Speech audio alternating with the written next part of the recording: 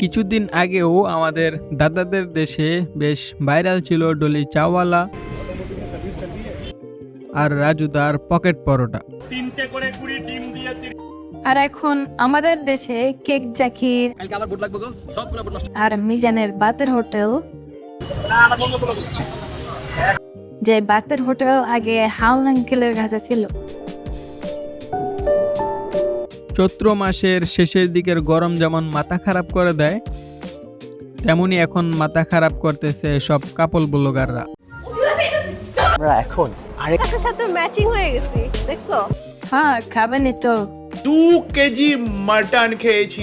Free খাবার পেলে তো খেতেই হবে, কারণ ক্যাশ তো লাগে না। কিছু ব্লগার তো এত এত খায় যে হাতি দেখলো ডায়েট ধরবে। দাদাদের দেখো, দুগ্ধ রোগে আক্রান্ত হয়ে রাস্তায় দুধ খুঁজতে বেরোয় গরুর গোয়াল থেকে। দুধ দুধ দুধ কোথায় রে কোথায় রে কোথায় রে দুধ। আমাদের দেশের ইনফ্লুয়েন্সাররা এক অদ্ভুত লেভেলের বিবর্তনের মধ্য দিয়ে যায়। শুরুতে থাকে টিকটকার, তারপর ইনফ্লুয়েন্সার, আর শেষে গিয়ে হয়ে যায় সেক্সফ্লুয়েন্সার।